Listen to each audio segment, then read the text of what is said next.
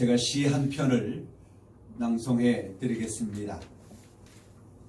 보아라, 내가 새 하늘과 새 땅을 창조할 것이다. 이전의 괴로움과 혼돈과 고통은 모두 옛적 일이 되어 잊혀질 것이다. 기뻐하며 앞을 보아라.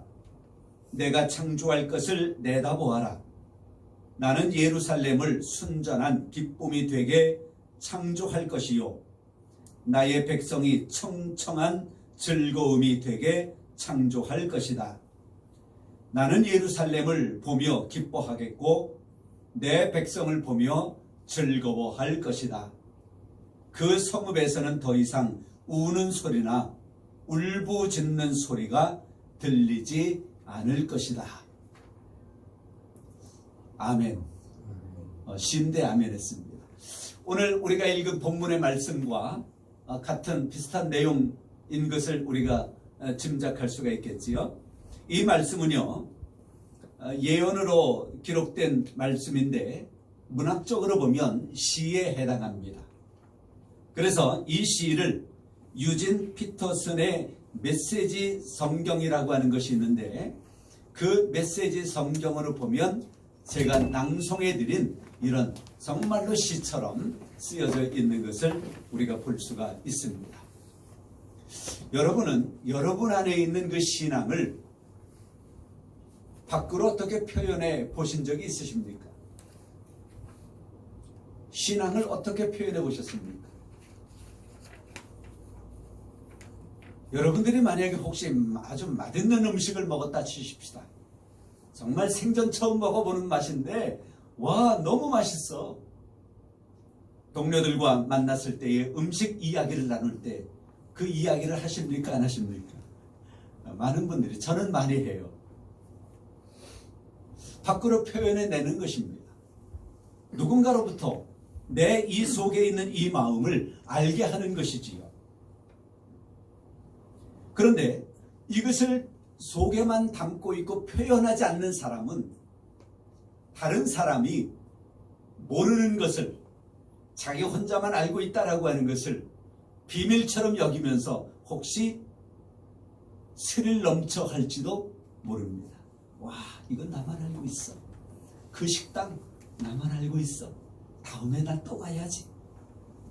아마 그런 사람도 있을 거예요. 그러나 우리의 본질적으로 우리는 우리 안에 있는 좋은 것이 있으면 밖으로 표출해 내려고 합니다. 어떤 사람은 자기 혼자서 웃음으로 또는 울음으로 또 어떤 아우성으로 다른 사람에게 이야기를 하기도 하고, 오늘 저는 이 본문의 말씀을 유진 피터슨의 성경 시로 표현을 해보았습니다. 시라고 하는 것은 그렇습니다. 사람이 만들어낼 수 있는 최고의 표현, 최고의 작품이라고 저는 생각을 합니다. 소설가 이광수 씨를 아십니까? 그분은 이런 이야기를 했어요. 자기가 열렬한 신앙의 경험이 있다면 반드시 시나 또 다른 어떤 방법으로, 어떤 형식으로 발표되어야 할 것이다. 만약에 그것이 발표되지 아니한다면 그 신앙의 경험은 마음속에 깊이 사무치거나 크게 감격하여 흘리는 뜨거운 눈물에 도달하지 못할 것이다. 이 말은 그것입니다. 우리 안에 열렬한 신앙의 경험이 있다면 시나 또 다른 어떤 형식으로 표현해낼 수 있어야 된다라고 하는 거예요. 제가 요즘 논어 책을 읽습니다. 그 논어 책에 보니까 이런 내용이 있습니다. 공자의 제자 자공이라고 하는 사람이 있는데 31살 차이 나요. 자공이 먼저 공자에게, 스승에게 이야기를 하면서 시를 이야기해, 시. 그랬더니 공자가 무슨 이야기를 하느냐 하면, 비로소 너와 더불어 시를 논할 수 있겠구나. 과거를 말해주면 미래를 아니 말이다. 공자가 그렇게 말해요. 이제서야 너와 내가 시를 논할 수 있겠구나. 과거를 말해주면 미래를 아니 말이다. 이처럼 시는 그 사람의 가장 깊은 내면을 드러내주는 표현이며 가장 깊은 신앙으로 이야기한다면 가장 깊은 신앙의 진액이라고 여겨지는 것입니다. 오늘 말씀을 저는 시로 읽어드렸습니다. 그러면 오늘 말씀을 좀 더 자세하게 한번 살펴보려고 하는데요. 저는 이 말씀을 읽으면서 전율을 느낍니다. 하나님의 말씀을 읽으면 그런 전율을 느낄 때가 있어요. 하나님의 말씀을 읽으면 와우, 나 혼자 소리칠 때가 있고요. 하나님의 말씀을 읽으면 그냥 누가 옆에서 뭐라 그래도 못 들을 때가 있고요. 차라리 건드리지 말지 하고 누가 물어봐도 대답을 안 할 때가 있고 막 그래요.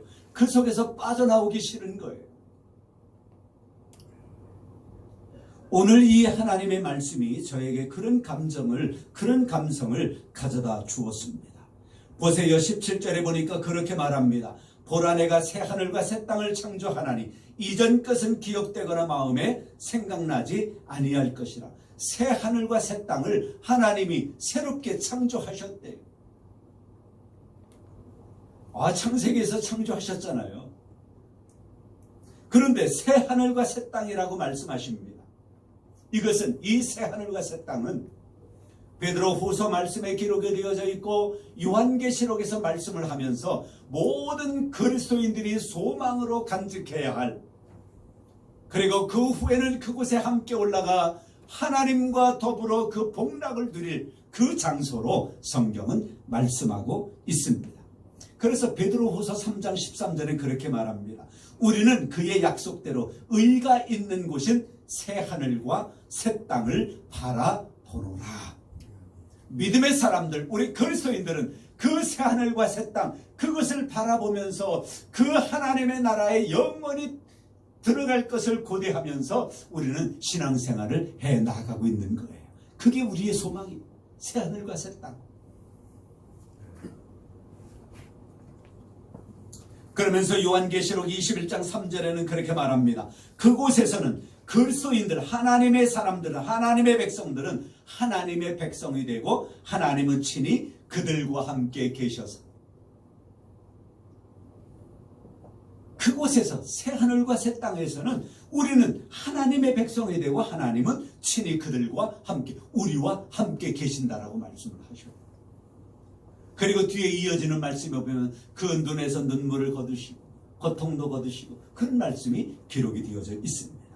새 하늘과 새 땅은 모든 그리스도인들이 소망하는 곳이며 결국 마지막에 거하게 되어질 거룩한 장소인 것입니다. 그런데 그곳은 이전 것은 기억되거나 마음에 생각나지 아니할 것이다. 과거의 죄, 과거의 슬픔, 과거의 눈물, 과거의 고통, 과거의 애통, 과거의 죽음, 이러한 모든 것들은 기억나지 아니할 것인데 그곳이 어디냐? 새 하늘과 새 땅이라고 말씀하고 계십니다. 누가 거할 곳이에요? 저와 여러분, 우리 모두가 거할 곳이라고 하나님의 말씀은 기록하고 있습니다. 그런데요, 18절에 보니까 더 우리를 기쁘게 만들어줍니다. 18절에 보니까 너희는 내가 창조하는 것으로 말미암아 영원히 기뻐하며 즐거워할지니라. 보라, 내가 예루살렘을 즐거운 성으로 창조하며 그 백성을 기쁨으로 삼았다라고 성경은 말씀합니다. 요 한 절 말씀인데요, 기쁨이라고 하는 단어가 2번이 기록되어져 있고요, 즐거움이라고 하는 단어가 2번이나 기록이 되어져 있어요. 기쁘다, 즐겁다, 그게 그거 같아. 그렇죠? 기쁨이나 즐거움이나 그게 그거 같습니다. 그런데 비슷하나 다르다고 하는 거예요. 풀이하기 애매하지만 두 말은 다르다라고 하는 것입니다. 그런데 이 기쁘다라고 하는 말과 즐겁다라고 하는 말은 어디에 뿌리를 두고 있느냐 하면 좋다라고 하는 말에 뿌리를 두고 있어요. 좋다. 그 말은 어디에서 가장 먼저 나왔을까? 성경에서. 하나님이 천지를 창조해 놓으시고 보시기에 좋았다, 좋다. 기쁘다와 즐겁다라고 하는 것은 좋다라고 하는 그 감성에서 나오는 거예요. 그래서 이 기쁘다라고 하는 것은 어떨 때 쓰느냐 하면 혼자 마음속에 간직하고 가만히 있을 수 있으나 혼자 마음속에 간직하고 가만히 있는 것, 이거는 기쁨이야. 나만 간직하고 있는 건 이건 기쁨이야. 그런데 이 즐거움이라고 하는 것은 나 혼자 간직할 수 있는 것이 아니에요. 홀로 가만히 감추고 있을 수가 없어서 밖으로 드러내는 거야. 그래가지고 다른 사람과 더불어 함께 그 좋은 것을 누리는 것, 이게 즐거움입니다. 남들과 함께 나누는 거예요. 그러니까 기쁨과 즐거움은 약간 다르지요. 비슷한 것 같지만 다시 한번 정리할게요. 좋다라고 하는 것에 뿌리를 두고 있습니다. 그래서 기쁨이라고, 기쁘다라고 하는 것은 마음에 간직하고 가만히 있을 수도 있어요. 그건 기쁨이야. 아, 내가 맛있는 음식 먹었는데 다른 사람에게 말해주지 말아야지. 나만 알고 있다가 다음에 또 가야지. 이게 그 사람에게 좋다라고 하면 그건 자기만의 기쁨이야. 아, 야, 거기 가니까 그런 음식 내가 생전 처음 먹어봤는데 너무 맛있어. 우리 다음에 한번 가자. 이건 기쁨이 아니라 즐거움입니다. 그래서 이 성경에는 기쁨이라고 하는 단어도 두 번, 즐거움이라고 하는 단어도 두 번씩 이렇게 기록하고 있습니다. 그런데 중요한 건 뭐냐? 내가 창조하는 것으로 말미암아 하나님이 무엇을 창조하신다래요? 새 하늘과 새 땅을 창조하신다. 그러면 우리 하나님의 백성들, 저와 여러분들, 우리 모두는 하나님께서 창조하시는 그 새 하늘과 새 땅으로 말미암아 우리는 영원히 기뻐해야 돼. 내 속에서 기뻐해야 돼. 그리고 이 기쁨을 어떻게? 이광수 씨가 말한 것처럼 시나 다른 형식으로 밖으로 드러내야 돼. 그게 즐거움이에요. 기뻐하는 것으로 끝나지 말고 즐거워해야 돼. 함께 나눠야 돼. 그래서 저 사람도 기쁘게 만들고, 그래서 저 사람도 또 즐겁게 만들고. 보라, 내가 예루살렘을 즐거운 성으로 창조하며 그 백성을 기쁨으로 삼았다. 그 예루살렘에 오는 이들, 하나님의 전에 와서 하나님 앞에 예배하는 자들, 하나님께서 이 전을 창조하셨는데 이곳에 와서 하나님께 예배하는 자들, 그들은 그 백성을 기쁨으로 삼는다.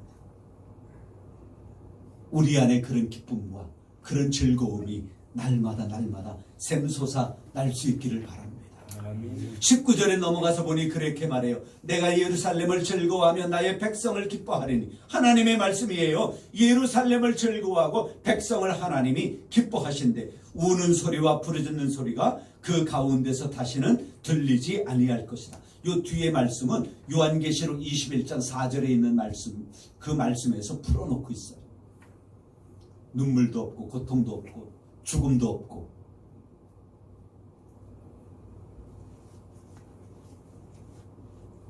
여기에서 이 하나님께서 가지시는 그 좋다라고 하는 이러한 말씀, 즐겁다, 기뻐한다라고 하는 이 하나님의 이 감성, 이것이 마지막에는, 처음에 그런 감성을 가지고 있는데 마지막엔 하나님은 어떤 감성을 이 땅에 펼치실까? 요한계시록 22장 2절에 보니까 그렇게 말해요.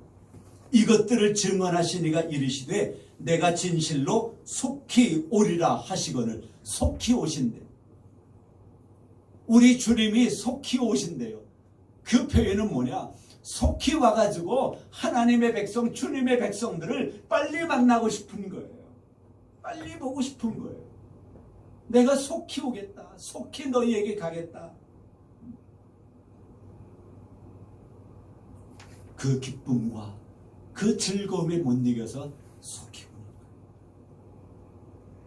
저는 아버지 뵈러 갈 때, 저희 하나님 아버지 말고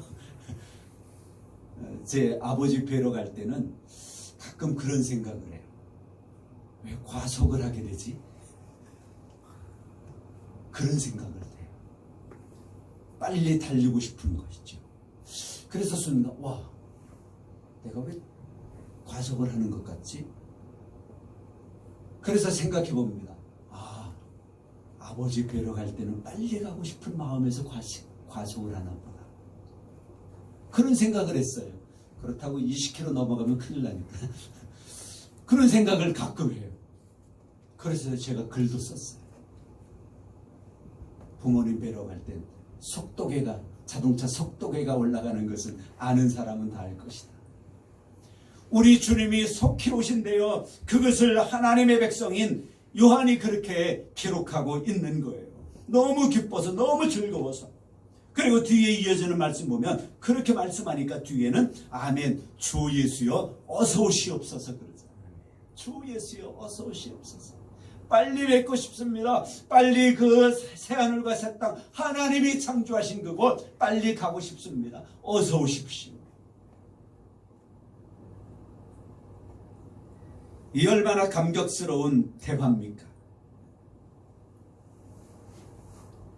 새하늘과 새 땅, 우리 하나님께서 우리를 위하여 마련해 놓으셨습니다.